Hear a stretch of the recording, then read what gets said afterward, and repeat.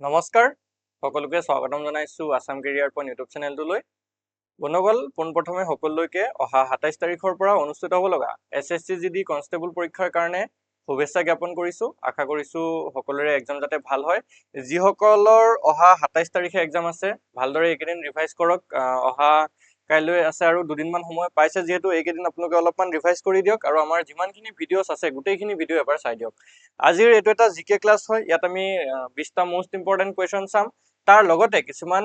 Additional ইনফৰমেশ্যনো এই ভিডিঅ'টোত আমি জনাই দিম, যাতে এক্সামত তেনেকুৱা ধৰণৰ টপিকৰ পৰা কুৱেশ্যন আহিলেও যাতে ভুল নকৰে। অ'কে, তাৰ লগতে আৰু এটা কথা জনাই থওঁ, যদিহে কাৰোবাৰ কেইদিনমান পিছত আছে এক্সাম, অৰ্থাৎ কেইদিনমান সময় হাতত আছে পঢ়িবলৈ, তেতিয়াহ'লে আমাৰ এই PDF খন ল'ব পাৰে। আৰু এই PDF খন এটা কমন কুৱেশ্যনৰ PDF হয়। ইয়াত আপোনালোকে মেক্সিমাম কুৱেশ্যন কমন পাব এই গোটেইখন যদি পঢ়িব পাৰে, ঠিক আছে। তো এই PDF খন এতিয়া আপোনালোকে 199 নহয়, অনলি আপোনালোকে 99 ৰুপিছত পাই যাব, ঠিক আছে। অনলি 99 ৰুপিছত আপোনালোকে এই PDF খন পাবলৈ এই নাম্বাৰটোত আমাৰ এবাৰ হোৱাটছআপত মেছেজ কৰিব, ঠিক আছে। ইয়াত এটা হোৱাটছআপত মেছেজ দিব আৰু জনাই দিব যে SSC GDৰ PDF টো লাগে। তাৰপিছত লগে লগে আমি এটা আপোনালোকক QR কোড পঠাই দিম। তাত 99 ৰুপিজ পেমেন্ট কৰিলে লগে লগে আপোনালোকক আমি PDF টো সেন্ড কৰি দিম, ঠিক আছে। তাৰ লগতে আৰু এটা কথা জনাই থওঁ, যদিহে আপোনালোকে মক টেষ্ট বিচাৰি আছে, আছামিজ মিডিয়ামত যদি মক টেষ্ট দিব বিচাৰে SSC GDৰ কাৰণে, তেতিয়াহ'লে কেৱল 49 ৰুপিছত মক টেষ্ট লগাব পাৰিব। তো এই মক টেষ্টখন মক টেষ্টখন PDF নহয়, যিহেতু এইটো এটা টেষ্ট সিৰিজৰ টাইপত হয়। তো এই টেষ্টটো দিবৰ কাৰণে আপোনালোকে আমাৰ আসাম কেৰিয়াৰ পইণ্ট এপটোত যাব লাগিব। আসাম কেৰিয়াৰ পইণ্ট এপটো আপোনালোকে নিজৰ ফোনত ইনষ্টল কৰিব। তাৰপিছতে নিজৰ ফোন নম্বৰ দি ৰেজিষ্টাৰ কৰি এই 49 ৰুপিছৰ যিটো মক টেষ্টৰ কোৰ্চ আছে, SSC GD মক টেষ্টৰ যিটো কোৰ্চ আছে, তাত গৈ 49 ৰুপিজ মাত্ৰ পেমেন্ট কৰি দিলে আমাৰ এই ইয়াৰে যিকেইখন মক টেষ্ট আছে, টোটেল ইয়াত 6খন মান মক টেষ্ট এড কৰা হৈছে, ঠিক আছে। ইয়াত টোটেল 6খন মক টেষ্ট আছে। তো সেই 6খন মক টেষ্টে আপোনালোকে কি কৰিব পাৰিব, লৈ ল'ব পাৰিব বা দিব পাৰিব। আৰু কিমান মিনিট সময় আপোনালোকৰ লাগিছে, ইয়াত যিহেতু এজ ইট ইজ এক্সাম ওৰিয়েণ্টেড বনোৱা হৈছে, 20টা মেথছৰ কুৱেশ্যন, 20টা ৰিজনিং, 20টা হিন্দী গ্ৰামাৰ, 20টা জিকে তেনেকে বনোৱা হৈছে। তো গোটেইখিনি আপোনালোকে তাতে দিব পাৰিব, ঠিক আছে। এতিয়া আমি আৰু বেছি দেৰি নকৰো, আমি কুৱেশ্যনখিনিলৈ যাওঁ। আজি ক্লাছৰ ফাৰ্ষ্ট কুৱেশ্যন। ফাৰ্ষ্ট কুৱেশ্যনটোত কি কৈছে চাওক, Pulitzer award is associated with which of the following field. Pulitzer যিটো বঁটা আছে সেইটো নিম্নলিখিত কোনটোৰ সৈতে জড়িত হয়, কোনটো ফিল্ডৰ সৈতে জড়িত? জাৰ্নেলিজম নে সায়েন্স নে ইণ্ডাষ্ট্ৰি নে স্পৰ্টছ? তো ইয়াৰ যদি কাৰেক্ট এনসাৰ চাই, সেইটো হৈছে অপশ্যন ই, জাৰ্নেলিজম। অৰ্থাৎ যিটো কি বুলি কোৱা হয়, জাৰ্নেলিজম আছে বা যিটো আমাৰ জাৰ্নেলিজম পঢ়ে যে বা সেইবিলাকৰ সৈতে জড়িত যিটো বিভাগ আছে, সেইটোৰ বিভাগত যদি পাৰদৰ্শিতা দেখুওৱা হয় বা এক্সট্ৰিম লেভেলৰ কিবা খাতৰা উঠাই, তো সেইবিলাকত কি কৰা হয়, পুলিটজাৰ বঁটাটো প্ৰদান কৰা হয়। অ'কে, সো আগবাঢ়ো আমি নেক্সট কুৱেশ্যনটোলৈ।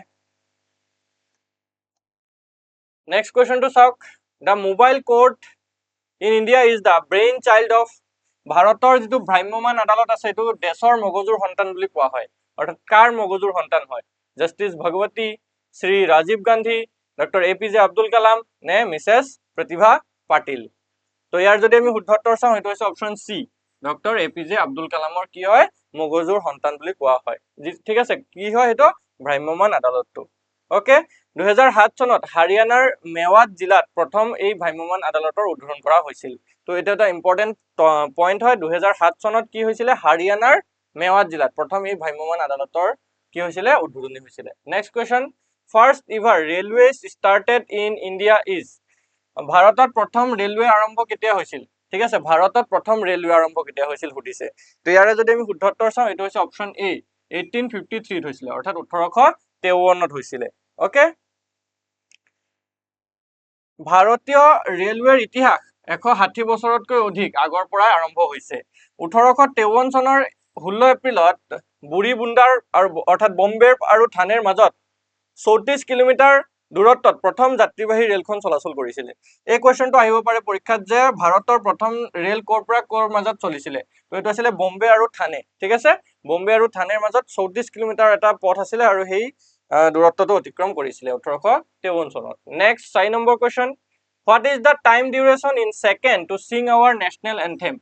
আমাৰ ৰাষ্ট্ৰীয় সংগীত গাবলৈ কিমান সময় লাগিব? 52 ছেকেণ্ড, 53 ছেকেণ্ড, 51 ছেকেণ্ড নে 50 ছেকেণ্ড? এইটো সকলোৱে পাৰিব লাগে, মেক্সিমাম ষ্টুডেণ্টে এই কুৱেশ্যনটো শুদ্ধ কৰিব। তো এইটো হৈছে অপশ্যন এ, 52 ছেকেণ্ড। অৰ্থাৎ 52 ছেকেণ্ডৰ ভিতৰত আমাৰ যিটো ৰাষ্ট্ৰীয় সংগীত আছে জন গণ মন এই গীতটি গাই সম্পূৰ্ণ কৰিব লাগে আৰু ইয়াৰ লগত জড়িত ৰাষ্ট্ৰীয় সংগীত কোনে ৰচনা কৰিছিল এটো আহিব পাৰে আমাৰ পৰীক্ষাত হয়নে নহয় আমাৰ যে জন গণ মন গীতটি আছে এটো কোনে ৰচনা কৰিছিল তো আমি জানো তেখেত হৈছে ৰবীন্দ্ৰনাথ ঠাকুৰ হয়নে নহয় সুৰকাৰ আছিল ৰবীন্দ্ৰনাথ ঠাকুৰ বা ৰচনা কৰিছিল গ্ৰহণৰ তাৰিখ অৰ্থাৎ ভাৰতৰ যে ৰাষ্ট্ৰীয় সংগীত হিচাপে কেতিয়া গ্ৰহণ কৰিছিল 24 জানুৱাৰী 1950 চনত ওকে ইয়াৰ ভাষাটো হৈছে বাংলা লিখিত আৰু যেটো গোৱা হয় হেতু হিন্দী ভাষাত গোৱা হৈছে সময়সীমা সম্পূৰ্ণ প্ৰায় 52 সেকেন্ডত আমি কৰিব লাগে next chief justice of India is appointed by ভাৰতৰ যিজন মুখ্য ন্যায়াধীশ থাকে তেও কোনে নিয়োগ কৰে ঠিক আছে মুখ্য ন্যায়াধীশক কোনে নিয়োগ কৰে প্ৰধানমন্ত্ৰীয়ে নে ৰাষ্ট্ৰপতিয়ে নে লোকসভাৰ স্পিকাৰে নে ৰাজ্যখনৰ মুখ্যমন্ত্ৰীয়ে তো ইয়াৰ যদি শুদ্ধ উত্তৰটো চাই কোৱেশ্চন নম্বৰ 5 তো এটো হৈছে অপচন বি প্ৰেসিডেন্ট অৰ্থাৎ ৰাষ্ট্ৰপতিয়ে কি কৰে মুখ্য ন্যায়াধীশক নিয়োগ কৰে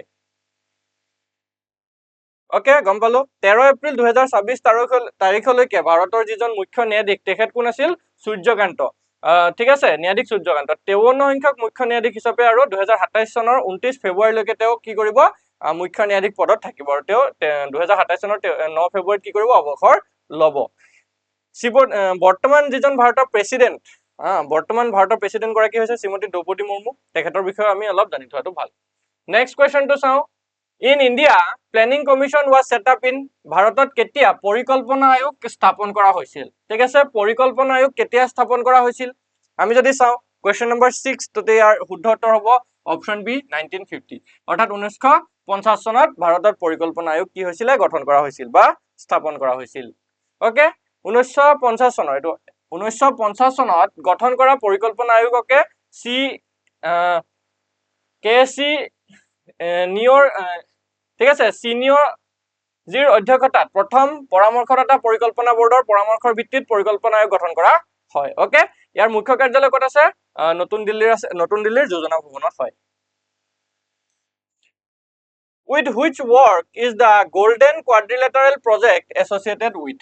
কোনটো কামৰ হৈতে সোণালী চতুৰ্ভুজ প্ৰকল্পটো জড়িত হয় ঠিক আছে সোণালী চতুৰ্ভুজ প্ৰকল্প কোনটো কামৰ হৈতে জড়িত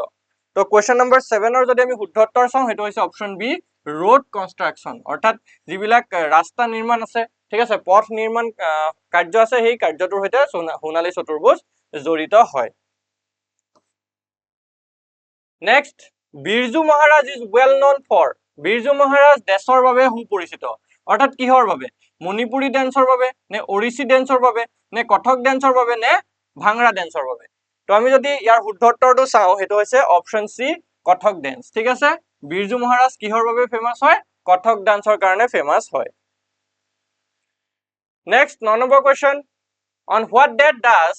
Bangladesh celebrates its independence day বাংলাদেশে কোন তাৰিখত স্বাধীনতা দিৱস উদযাপন কৰে ঠিক আছে বাংলাদেশে কেতিয়া স্বাধীনতা দিৱস উদযাপন কৰে আমাৰ ভাৰতে কেতিয়া স্বাধীনতা দিৱস উদযাপন কৰে আমি সকলোৱে জানো হয়নে নহয় 15 আগষ্ট তাৰিখে ভাৰতে স্বাধীনতা দিৱস উদযাপন কৰে 14 আগষ্টত পাকিস্তানে কৰে হয়নে নহয় 14 আগষ্টত কি কৰে পাকিস্তানে কৰে এতিয়া আমাক খুদিছে বাংলাদেশে কেতিয়া স্বাধীনতা দিৱস পালন কৰে সো ইয়াৰে যদি আমি শুদ্ধ উত্তৰটো চাও অপচন বি হ'ব শুদ্ধ উত্তৰ 16 জানুৱাৰী তাৰিখে পালন কৰে ঠিক আছে 1971 চনৰ 26 মাৰ্চত বাংলাদেশৰ স্বাধীনতা দিৱস পালন কৰা হয় 1 সেকেন্ড এটো 16 জানুৱাৰী নহয় 26 মাৰ্চ হ'ব ৰে 26 মাৰ্চ ওকে অপচনটো টাইপিং খেলিমেলি হৈ আছে 26 March is the right answer ঠিক আছে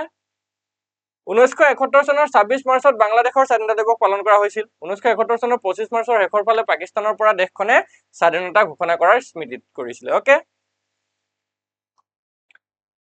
The headquarter of Oil and Natural Gas Commission in তেল আৰু প্ৰাকৃতিক গ্যাস আয়োগৰ মুখ্য কাৰ্যালয় ক'ত আছে তো ইয়াৰ যদি শুদ্ধ উত্তৰটো চাও এটো হৈছে অপচন ডি নিউ দিল্লীত আছে অৰ্থাৎ নতুন দিল্লীত আছে ওকে নতুন দিল্লীৰ বসন্ত কুঞ্জত ONGC যেটো আছে ONGC কৰ্পোৰেটৰ মুখ্য কাৰ্যালয় অৱস্থিত হয় next the largest desert in the world is পৃথিৱীৰ সৰ্ববৃহৎ মৰুভূমি কোনটো হয় পৃথিৱীৰ সৰ্ববৃহৎ মৰুভূমিৰ কথা যদি হুদে কি হ'ব আটাকামা নে কালাহাৰি নে সাহাৰা নে এটাও নহয় তো আমি যদি ইয়াৰ শুদ্ধ উত্তৰ চাও হেতু হৈছে অপচন সি সাহাৰা ডেজাৰ্ট বা সাহাৰা মৰুভূমি আৰু এই সাহাৰা মৰুভূমিটো আটাইতকৈ ডাঙৰ উষ্ণ মৰুভূমি হয় ঠিক আছে উষ্ণ মানে গৰম উষ্ণ মৰুভূমি কলেহে আমাৰ এই সাহাৰা হ'ব যদিহে হুদে শীতল মৰুভূমি তেতিয়া কি হৈ যাবগে তেতিয়া হেতু হৈ যাবগে Antarctica okay next question Dawn is newspaper of Dawn newspaper হয় কৰ নিউজপেপাৰ হয় কৰ বাতৰি কাকত হয় ডনটো তো ইয়াৰে অপশন হৈছে পাকিস্তান ডেনমাৰ্ক কাশ্মীৰ নে এটাও নহয় তো ইয়াৰে যদি শুদ্ধ উত্তৰটো চাবলৈ যায় অপশন